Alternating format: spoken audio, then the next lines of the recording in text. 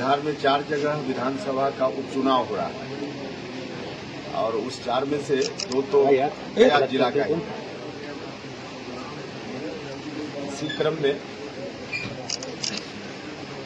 हम निकले हैं कल दिन भर फिर बेलागंज, आज इमामगंज जाएंगे और फिर आगे बाकी निर्वाचन क्षेत्रों का भी कार्यक्रम लगा हुआ है।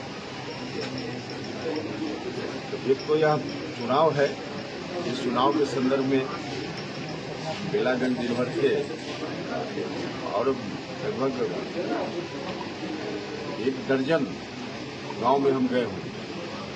काफी लोगों का उत्साह है एनडीए के प्रति। एक तरह से कहिए कि 75% लोगों ने, उस क्षेत्र के लोगों ने मन बना लिया है एनडीए के पक्ष में मतदान करने का।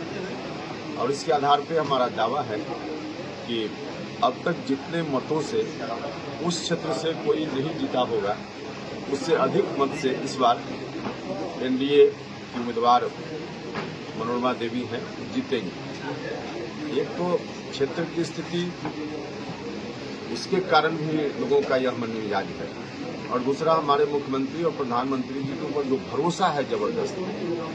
प्रधानमंत्री जी ने अभी एक उदाहरण पेश किया, जो बोलते हैं करते हैं। लोकसभा चुनाव के पहले उन्होंने देश की जनता से वादा किया था कि जो आयुष्मान भारत योजना में 5 लाख रुपया गरीबों को इलाज के लिए फ्री में सरकार दे रही है, 70 साल से अधिक उम्र के जितने लोग होंगे, किसी भी परिवार के, किसी जात, किसी धर्म के, सबको इस योजना से जोड़ा जाएगा और तमाम वैसे सीनियर सिटीजन्स को इस योजना का लाभ मिलेगा अगर इस बार सरकार दिल्ली में केंद्र में बन गई तो। वादा था, लेकिन अभी बहुत दिन नहीं हुआ है, सरकार बनी और उन्होंने वादा पूरा कर दिया। अभी 2 दिन पहले देश को यह योजना उन्होंने समर्पित कर दिया है और उसके आधार पर 70 साल से ज्यादा उम्र के जितने सीनियर सिटीजन्स हैं, किसी जात के, किसी धर्म के, सबके लिए मुफ्त में 5 लाख रुपया इलाज की व्यवस्था भारत सरकार ने की। तो एक तो इससे सीधा मैसेज यह है कि प्रधानमंत्री जी जो बोलते हैं वह करते हैं, करके दिखाते हैं। उन्होंने करके दिखाया है। तो राज्यों में आम चुनाव भी है, वहाँ भी इन तमाम चीजों का असर होगा और यहाँ भी असर है, बेलागंज हो या बाकी 3 विधानसभा क्षेत्र में। तो इस तरह से काफी पॉजिटिव रुख लोगों का दिख रहा है। माननीय मुख्यमंत्री जी ने भी जो काम किया है विगत कई वर्षों से सरकार में है, तो उनके प्रति भी एक तो सामान्य तौर पे ऐसा देखा जाता है कि कोई सरकार काम ठीक भी करे, फिर भी एक समय सीमा के बाद एंटी इनकम्बेंसी आ जाती है। लेकिन हम लोगों के लिए खुशी की बात है कि लगभग 20 साल नीतीश कुमार जी मुख्यमंत्री रहते हुए बीच के युगों में थोड़ा छोड़ करके और लगातार उनकी सरकार रही, लेकिन एंटी इनकम्बेंसी नहीं बल्कि और ज्यादा आकर्षण पहले की तुलना में बढ़ा है एनडीए के प्रति। टोप लगाने वाले अभी खुद ही चारों तरफ से नंगा है इस मामला में। जो विरोध पक्ष के लोग यहाँ हैं, कहाँ से आए हैं? तेजस्वी यादव जी की खुद की क्या, उनका खुद का क्या योगदान है समाज के प्रति, राजनीति के प्रति?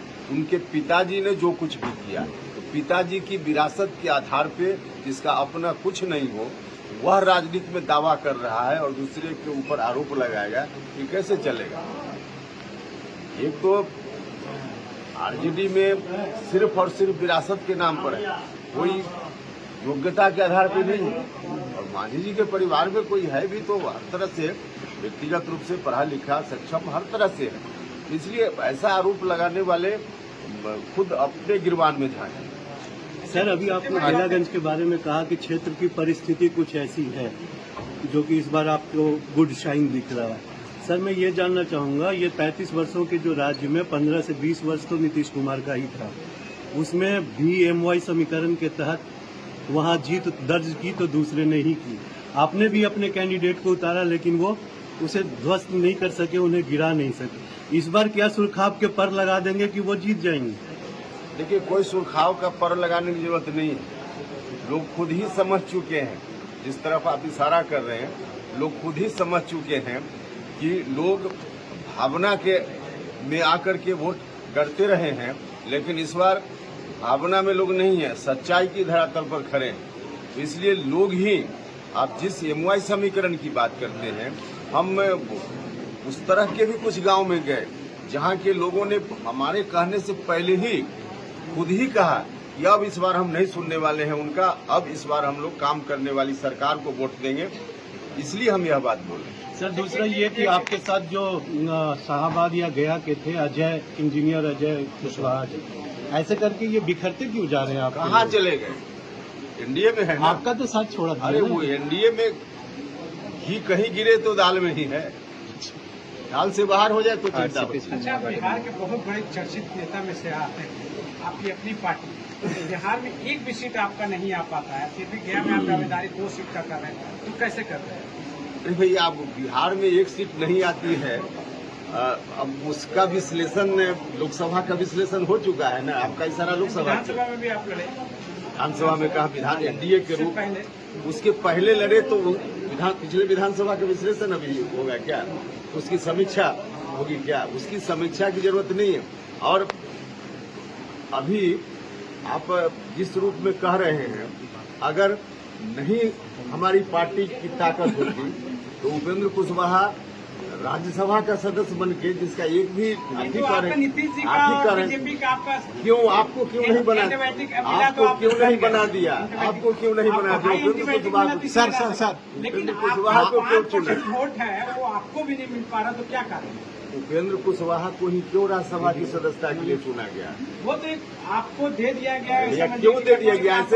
ऐसे दे दिया जाता है क्या? लेकिन आपकी पार्टी रहते हुए आपके आधार पर तो नहीं दी गई। सर वो आखिर इस बात का नहीं है, कई लोग एनडीए गठबंधन में हैं जो पीछे उनका परफॉर्मेंस अच्छा नहीं था, लेकिन इस बार सब लोग क्योंकि मजबूती से हैं, तो इस बार परफॉर्मेंस बहुत अच्छा होने वाला है। इस आधार पे हम करें, जिस एनडीए जिस स्वरूप में पूरा सवाल का जवाब सुनिए ना, एक सेकंड। एनडीए जिस स्वरूप में है, आप जो कह रहे हैं कि पिछली बार नहीं मिला, तो पिछली बार तो पूरा का पूरा एनडीए मगध और शाहबाद एक आध अपवाद के रूप में, बाकी पूरा का पूरा सफाया हो गया था। उसका कारण था, उसके आधार पे अगर कहिएगा कि इस इलाके में जेडीयू नहीं जीता, इस इलाके में शाहबाद और मगध में बीजेपी नहीं जीती, तो उस आधार पे उसका भी विश्लेषण आप कीजिएगा। उसका विश्लेषण उस आधार पे इस बार नहीं होगा, इसलिए कि उस बार एनडीए जिस स्वरूप में था, इस बार दूसरे स्वरूप में है। पिछली बार एनडीए को हराने में हम लोग लगे हुए थे, एनडीए में जेडीयू को हराने में चिराग पासवान लगे हुए थे, लेकिन इस बार सब लोग एक साथ हैं। समर्थन भी किया उन्होंने, तो आपको लगता है कि मांझी जी को एक रिजर्व सीट से नहीं लड़ना चाहिए, उनके परिवार को नहीं लड़ना चाहिए, वो जनरल सीट पर लड़े? देखिए, जो समाज की सच्चाई है, जो समाज की सच्चाई है, उस सच्चाई के आधार पे ही प्रोविजन बना है, कानून बना है। आज भी अपवाद भले हो जाए कोई कि कोई रिजर्व कैटेगरी का कोई आदमी जनरल सीट से कहीं देश में जीत गया हो, एक आध जीत जाए, वरना आज भी जो रिजर्व कैटेगरी के लोग हैं उनको जनरल सीट से कोई भी पार्टी लड़ा दे तो शायद वो जीत पाए, हमको इस पर डाउट है, और नहीं जीत पाएंगे, अपवाद छोड़ दीजिए, इसलिए उनके लिए रिजर्वेशन की जरूरत है। एक पार्टी का उदय हुआ है, आरसीपी सिंह जी ने अपनी पार्टी बनाई है, क्या लगता है कि इंडिया में आएंगे वो भी, आप वहाँ गठबंधन में जाएंगे या आएंगे तो जगह है उनके लिए? अभी का कोई एजेंडा नहीं है, आगे आएंगे, बाद में तो सवाल पूछेगा। कल जिला परिषद उपाध्यक्ष के साथ कई जिला परिषद राजद की सदस्यता छोड़ दी, तो क्या एनडीए को फायदा होगी? तो आरजेडी को छोड़ रहे हैं, स्वाभाविक रूप से आरजेडी से जो उनकी शिकायत है, वही तरह का गठबंधन है, स्वाभाविक रूप से फायदा होगा।